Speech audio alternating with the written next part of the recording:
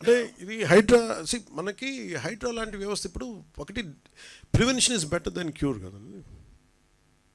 అని ప్రతిసారి ఏం చేస్తాం మనం, వైలేషన్స్ జరిగే వరకు మనందరం వెయిట్ చేసేది. మనందరికీ నేను మాట్లాడినప్పుడు కూడా బ్లైండ్గా వైసీపీ చేసేసిందో లేదా వీళ్ళు చేసి మేమేం మాట్లాడలా.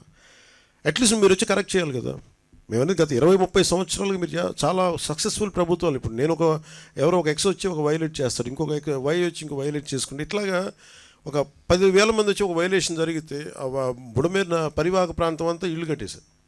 అది బేసిక్గా పంచాయతీలకు రెస్పాన్సిబిలిటీ ఉంది, మున్సిపాలిటీలకి రెస్పాన్సిబిలిటీ ఉంది, సంబంధిత అధికార యంత్రాంగానికి రెస్పాన్సిబిలిటీ ఉంది.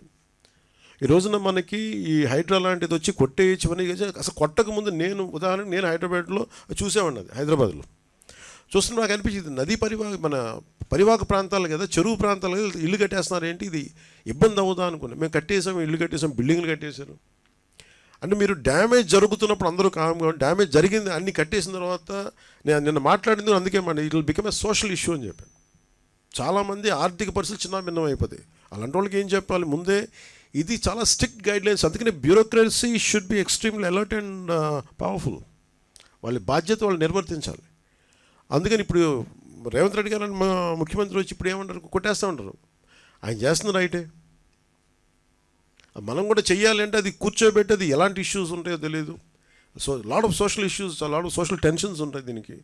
సో దీన్ని కొంత పెర్స్యూజివ్ మెథడ్స్లో చెప్పాల్సి వస్తే, కొన్నిసార్లు కొట్టాల్సి వస్తే, ఇట్ ఆల్ డిపెండ్స్. ఎందుకంటే ఒక హైబ్రిడ్ మెథడాలజీ ఆలోచించాలి, కానీ దీన్ని ఎలా హ్యాండిల్ చేయాలి అనేది కొంచెం చూడాలి. ఇది క్వైట్ డిఫికల్ట్. కాకపోతే అది అట్లీస్ట్ నేను ఏమంటానంటే, జరిగింది కట్టేసి ఒక పద్ధతి, జరగకుండా చూడటానికి భవిష్యత్తులో ఇప్పుడు మనం అన్ప్రెసిడెంటెడ్ ఫ్లడ్ ఎఫర్ట్స్ చూసాం. మనం అన్ప్రెసిడెంటెడ్ లాస్ట్ 50 ఇయర్స్లో మనం చూడాలి.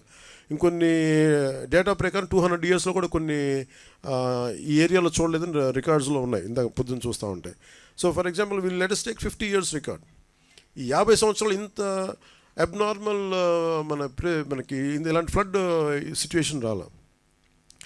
ప్రతి 10 సంవత్సరాలకి ఈ నివాసాలు పెరిగిపోవటం, సహజంగా నది వాగులు వంకలు పొంగితే వచ్చి సహజంగా అది రీచ్ అయ్యి సముద్రానికి వెళ్ళాల్సే ఈ పరివాహక ప్రాంతాలన్నీ ఇళ్లతో నిండిపోవడం, ఆటోమేటిక్గా అటు తన్ని అవి వెళ్ళాల్సిన చోటకు కాకుండా లోపల నగరానికి వచ్చేసినాయి.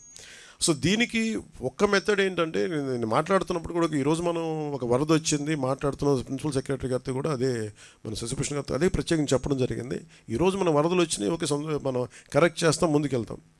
కానీ preventive methods it should be like environment and forest and environment government of India ఎలా పనిచేస్తాం అలా పనిచేసి ప్రతిదీ everything should be on record. ఉదాహరణకి మీ శాటిలైట్ ఇమేజరీ ద్వారా ఇప్పుడు బుడమేరు ఇలా వస్తుంది అంటే ఈ చుట్టుపక్కల మొత్తం అట్లీస్ట్ ఇప్పుడు ఎంత ఆక్యుపేషన్ గురైంది, లేదంటే ఇది సహజ స్థితి, ఒక రెడ్ మార్కర్ పెట్టి దానికి కలర్ కోడ్ పెట్టి ఇది ఇక్కడ దాకా రావాలి, ఇక్కడ దాకా దీని స్టార్టింగ్ పాయింట్ ఇది, దీని పాయింట్ ఆఫ్ ఇన్సెప్షన్, దీని ఎన్ని రీచింగ్ పాయింట్ ఇది, ఈ మధ్యలో ఎన్ని గ్రామాలు ఉన్నాయి, ఎన్ని పంచాయతీలు ఉన్నాయి, ఎన్ని మున్సిపాలిటీలు ఉన్నాయి, ఎంత వైలేషన్ జరిగింది, ఇవి ఫోటోగ్రాఫ్ తీసి ఒకటి హైబ్రిడ్ అంటే ఒక పెర్స్యూజివ్ మెథడ్స్ అవ్వచ్చు, కొన్నిసార్లు కంపెన్సేషన్ పే చేసి వాళ్ళకి ఆల్టర్నేటివ్ చూపించి చేయొచ్చు.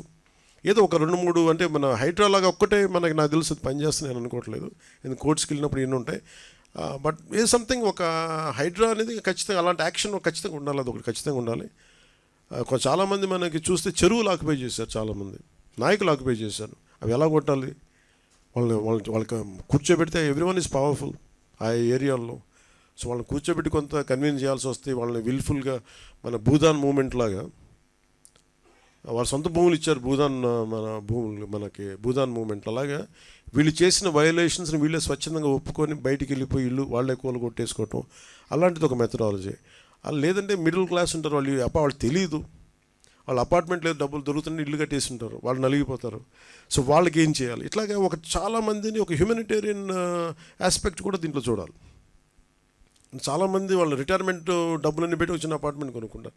సో అట్లాగా ఈ నదీ పరివాహక ప్రాంతాలంటే మొన్న నేను ఉదాహరణకి వచ్చిన వైలేషన్ జరిగింది. ఫారెస్ట్ డిపార్ట్మెంటు అటవీ శాఖ పరిధిలో ఉండే అడవిలో ఒక చిన్నపాటి వైలేషన్ జరిగితే ఎంత క్లియర్ కట్గా ఉంది అంటే, నెల రోజుల ముందు లేని కట్టడం ఇప్పుడు వచ్చేసింది అనేది చాలా క్లియర్ కట్గా శాటిలైట్ ఇమేజరీ తోటి చాలా చూపించారు.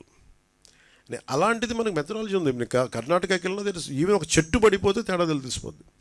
అంత మానిటరింగ్ ఉంది remote sensing, national remote sensing agency మన శాటిలైట్స్ ద్వారా. అలాంటిది ఏదో మనం ఒకటి దాన్ని వాడుకొని, సో వాటితోటి మనం ఒక డేటా తీసుకొని ఆ సంబంధిత అధికార యంత్రాంగానికి కావచ్చు, పంచాయతీ వ్యవస్థలకు కావచ్చు, లేఅవుట్లు వేసేస్తున్నారు. ఆ లేఅవుట్లు ఆ నదీ పరివాహక ప్రాంతాల్లో ఉన్నాయో లేదు ఇవన్నీ చూసి బాధ్యత పెట్టాలి అందరికీ. అందరూ కూర్చొని it is not just position of ఒక ముఖ్యమంత్రి గారు లేదంటే దాని పక్కన ఉన్న సంబంధిత వ్యక్తులు కాదు, అందరికీ ఆ బాధ్యత అందరికీ తీసుకోవాలి. దాన్ని రైట్ ఫ్రమ్ పంచాయత్స్ నుంచి ఈ బాధ్యత తీసుకోవాలి లేఅవుట్స్ వేసేటప్పుడు. అలాగే లోకల్ పొలిటికల్ లీడర్స్ కూడా ఇప్పుడు వాళ్ళు ఆలోచించాలి. ఇలాంటి ఇల్లుని మనం ఎంకరేజ్ చేస్తే భవిష్యత్తులో మనకి ఏం జరగబోద్దు అనేది అందరూ తీసుకొని అధికార యంత్రాంగాన్ని భయపెట్టేసిన తర్వాత ఎవరికాళ్ళు ఒక ఏమంటుందని దాని కైండ్ ఆఫ్ మజిల్ పవర్ తోటి నెట్టుకుని వెళ్ళిపోతే వచ్చిన సమస్యలు ఇవన్నీ.